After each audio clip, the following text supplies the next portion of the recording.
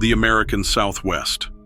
A land of vast silence, blood-red cliffs, and stories older than the trails that cut through it. Where time hangs heavy in the air, and the line between myth and memory is often hard to find. Their stories whispered across generations of something out there, lurking just beyond the glow of the campfire. They say it wears your voice, your skin, maybe even your face, that once it chooses you, it never quite lets go. Welcome to Weird Encounters, a place where the ordinary fades into shadow and the unexplainable comes alive. Don't forget to like, subscribe, and become part of our ever-growing community of the curious. Now prepare yourself, because what you are about to hear is not for the faint of heart.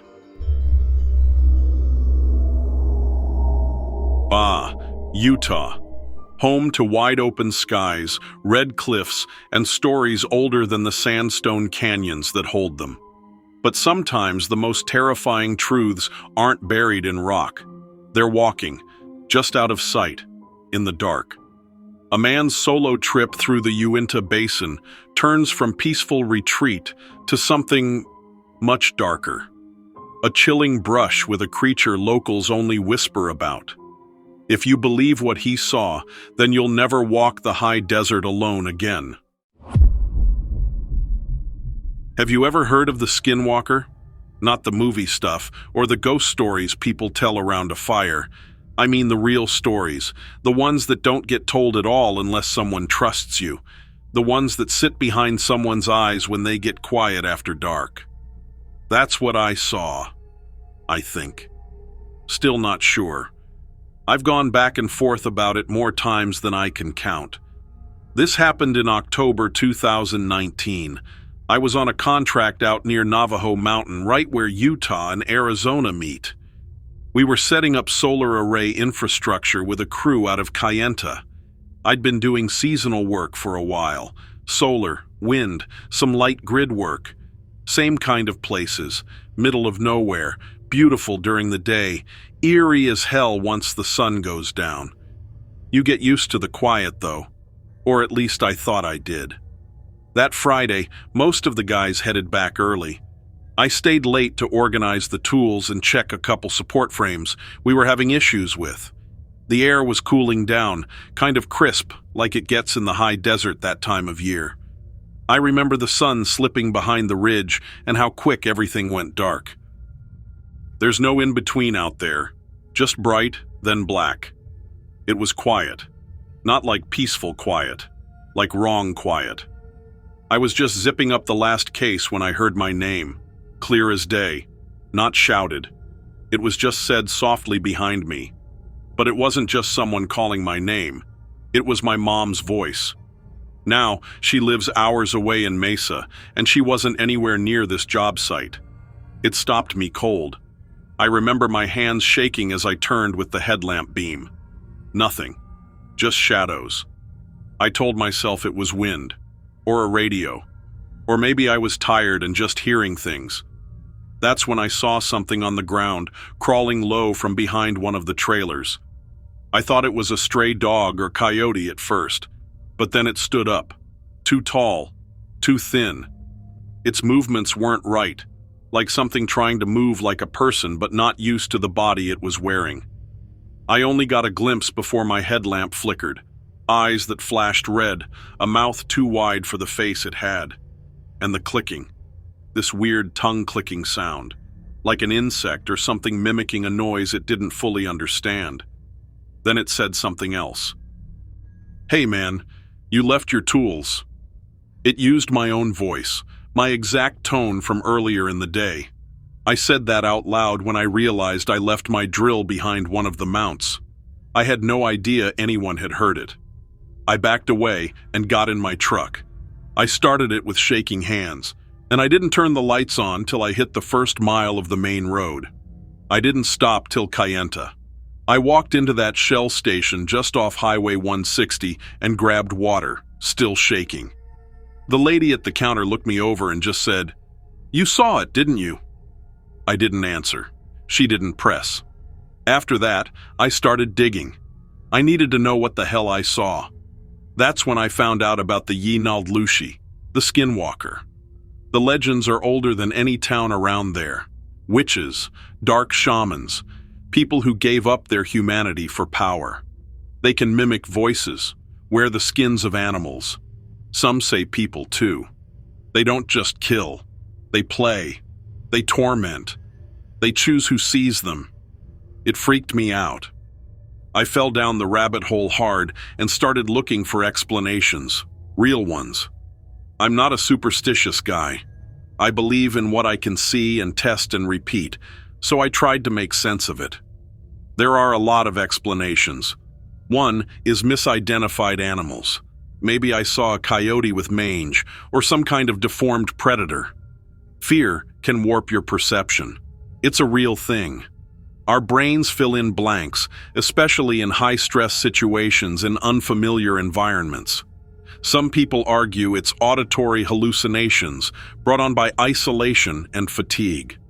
That the desert plays tricks on your mind when you're alone too long, or even that the elevation or pressure changes mess with you. Then there's the idea of collective belief. The stories themselves feed the sightings, like cultural folklore shaping how people experience fear. The Navajo don't speak about skinwalkers casually. They don't even say the word. It's taboo. And when something is that embedded in your environment and upbringing, maybe the mind connects dots that don't belong together. It's not lying. It's just belief turning into reality, at least in your head. But here's the part I can't wrap my brain around. How did it know my voice? How did it know what I said hours earlier? No hallucination does that. No coyote speaks in your voice and stands on two legs. So I'm left stuck. On one hand, I want to believe it was something explainable. I'd sleep better at night if it was just stress and a sick animal. But then I think about those eyes, that clicking sound, the way it smiled, like it wanted me to see it. I guess what I'm saying is, I don't know. I've gone back and forth, and I'm still stuck in the middle. I'd really like to know what you think. If you've seen or heard of anything like this and found a way to make sense of them, just drop something in the comments so I can read it later. I'm still trying to figure this out.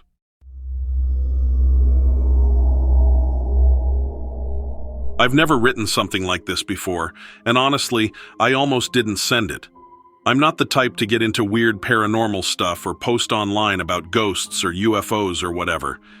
But something happened to me 2 summers ago out near Roosevelt, Utah, that I still don't know how to explain. It messed me up pretty bad. I think about it every time the sun goes down. I've told a few people, but they either laugh it off or look uncomfortable. So maybe you'll believe me, or at least just read this and not think I'm totally nuts. It was late August 2021. I had just gotten out of a pretty messy breakup, and I wanted to get off grid for a while. Just clear my head. I have this thing I do sometimes. Drive out to quiet places, bring my tent, a cooler of beers, and just disappear for a couple days. No cell service, just firewood, a good knife, and stars.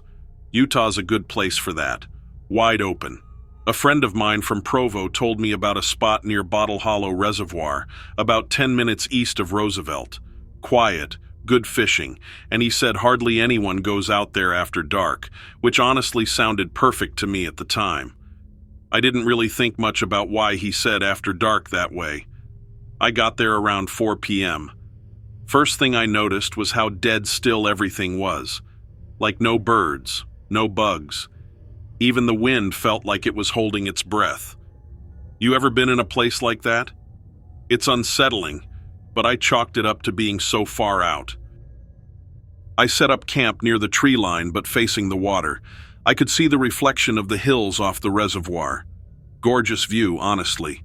I made a fire, grilled some cheap bratwursts, cracked a couple beers, and leaned back to watch the stars come out.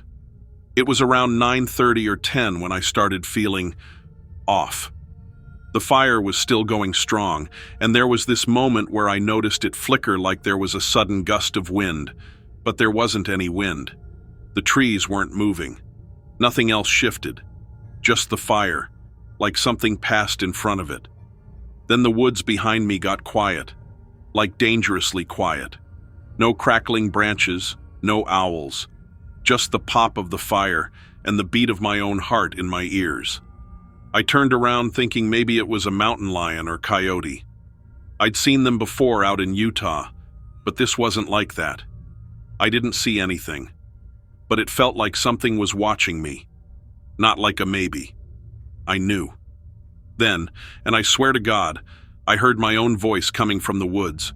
Not yelling, not echoing, talking, like casual talk. Laughing even. Words I had said earlier while setting up camp, like it was repeating me but off. There was no rhythm to it. My voice, but wrong. It came from about 30 feet into the trees, behind a thick patch of pines. I stood up real slow and just listened. I told myself it was a bird, or something that picked up on my voice earlier. But no bird laughs like you, and it doesn't repeat back jokes you made to yourself 3 hours ago. Then it said something new in my voice, something I hadn't said. "Come see," it said. Just like that. That's when the fire died. I scrambled for my flashlight, but it flickered like the batteries were shot. I don't know what possessed me to do it, but I threw my keys and phone into the tent and ran. Just ran. No plan, no direction. Just away from the voice, away from the fire pit. I tripped and sliced my palm on a rock maybe 100 yards out. Still have the scar. I could hear footsteps behind me. No, not footsteps. Something heavier. Crunching. Breathing, too. Like something big trying not to breathe loud. And it kept clicking. Like a weird tongue click. Almost insect-like. Not a coyote. Not a bear. Not anything normal. I got back to my car. Thank God I didn't lock it. And sat inside, bleeding, just watching the edge of the woods. I didn't move. I didn't even breathe. That's when I saw it. It was standing by my tent. Tall, maybe 7 feet. Thin, too thin. It was hunched over like it wasn't used to being in its own skin. The firelight was totally gone, but the moonlight caught something off its back, like patchy fur or torn skin. It had this face, but it didn't look finished, like someone tried to sculpt a human head out of clay and gave up halfway. I watched it tilt its head. It looked right at the car, and then it smiled. The mouth was way too wide. I remember that the most. Its teeth weren't animal teeth, but they weren't human either. I don't remember leaving. I think I blacked out. Next thing I know, it's 4:30 a.m., and I'm parked at a Sinclair gas station in Duchesne, shaking like hell, blood dried on my arm. I went to the ER. They thought I was on drugs or had heat stroke, but I told them I fell while hiking. After a while, I started trying to make sense of it. I went down a rabbit hole. I searched everything I could about the area, and that's when I found the stories. The Navajo have legends about a creature called a Yi-Naldlushi, a skinwalker, a witch that can steal faces, voices, even forms. They say it wears the skin of animals, or people. There's a stretch of land just south of where I was, Skinwalker Ranch. Look it up. Whole government investigations, livestock mutilations, UFOs, cryptids, you name it. Locals won't go out there after dark. Ranchers have moved. I found a forum where a guy who worked BIA law enforcement said they had training protocols for skinwalkers, like legit ones. Said they can mimic people, lure you out with voices, sometimes even pretend to be someone you know.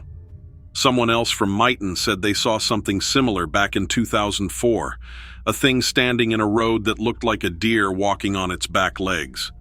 But only for a second. Then it darted away like a spider. People who live near the Ute Reservation don't joke about this stuff. They won't say the name. They just call them or it. I talked to a gas station clerk in Roosevelt when I went back. Yeah, I went back a year later, daytime only. And she said her cousin won't go camping anymore since seeing a woman in the woods at 3 a.m., walking on all fours but still wearing clothes. No face, just skin. So yeah, I think I saw one. A skinwalker. I don't know what it wanted. I don't know why it chose me or if I just got unlucky and wandered too far into where I wasn't supposed to be. But I never go camping alone anymore, not even close. I don't go anywhere near Roosevelt or Fort Duchesne after dark.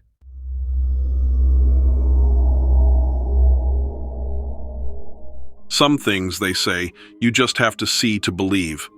But what happens when you do see and still can't explain it? In the dusty reaches of the Southwest, there are tales that never die, creatures that aren't quite human, stories that are whispered, never shouted. This is one of those stories. A man, a quiet night, and a question that still lingers long after the sun comes up. I've been meaning to write this for a while. I keep thinking if I get it all down, maybe it'll make more sense. Or maybe someone out there's seen the same thing, or heard the same thing. I don't know. Either way, it's been on my mind almost every night since it happened. I was camping with my cousin just outside of Mexican Hat, Utah, early October 2020, not far from Valley of the Gods. That whole area is just wide open sandstone and silence. Red cliffs, those odd rock towers that look like they're one gust away from falling over. It's beautiful during the day, but once the sun dips, it gets quiet. The kind of quiet that makes you hear things that aren't really there. Or maybe they are. We had one of those little propane grills, made some hot dogs, sat drinking beers by the fire. My cousin passed out early in his sleeping bag. I stayed up watching the flames die down. Always liked that part. Just the glow and the cold and the stars. But around midnight, I heard footsteps. Not like rustling or animals sniffing around. Steps, crunching gravel behind our tent. I thought maybe it was a park ranger or a hiker who got turned around, but when I stood up and called out, no one answered. That's when I heard my cousin laugh. Only, he was still asleep. I looked right at him, snoring. But the laugh came from behind the tent. Same voice, same chuckle he made earlier when I dropped a beer trying to open it. I walked around the tent with a flashlight. Nothing. No one. No tracks. I swept the beam out across the scrub brush and saw something crouch low to the ground about 30 feet out. Thought it was a coyote or maybe a deer, but then it stood up. Not like a person, more like something unfolding itself. Its arms were too long, legs bent the wrong way. The skin looked loose, sagging, pale in the light, like old leather. It turned its head toward me, and I swear on everything it had a face, but not one that fit. Like it was wearing someone else's skin, and not well. Then it said my name. Same tone my mom uses when she's disappointed in me. I stood there frozen, flashlight shaking. And it smiled. Or at least, it showed teeth. There were too many teeth to be human. The mouth was long. I backed up, and I didn't even grab my bag or anything. I woke my cousin and told him we had to go. He was groggy and didn't understand what was happening, but I didn't wait. We drove straight through the night back to Cayenta. I didn't stop shaking for an hour. When I got home, I couldn't sleep. I started reading everything I could about that area. That's when I found the stories, Skinwalker legends, Navajo folklore, the Yi Naldlushi. Not just stories, warnings. They don't joke about them. Some folks won't even say the word. There's an old man who runs a pawn shop in Bluff. I went there looking for an old piece of turquoise for my mom, and I brought up what I'd seen, carefully. He didn't laugh. He just asked where I'd been. When I told him near Mexican Hat, his face changed. He said flat out, "You were somewhere you weren't supposed to be." Told me not to go back, not without protection, not without prayer, and never alone. I started looking into the science side too, trying to stay grounded, you know? Some people think Skinwalker sightings are just misidentified wildlife, coyotes with mange, bears standing upright, even owls making weird calls.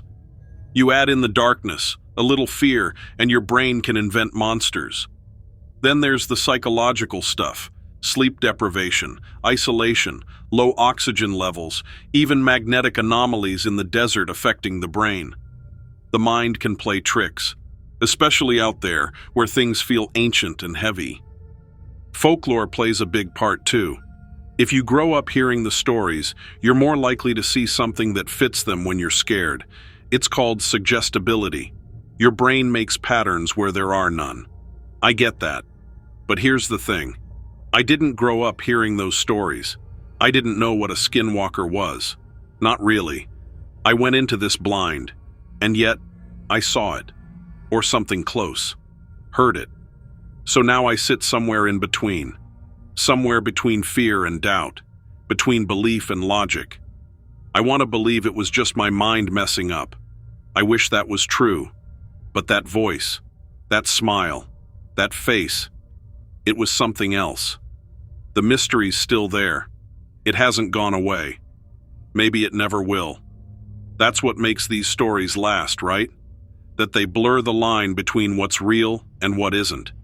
Between what's out there and what we tell ourselves is out there. Anyway, I'd like to hear what you think. If you've had something similar happen, or even if you think I'm full of it, maybe drop a comment or something. I'm honestly curious what other people believe when it comes to this stuff, because I still don't know what to believe myself.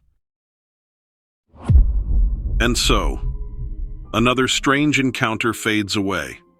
A trick of the mind, or something far more unsettling. That's for you to decide.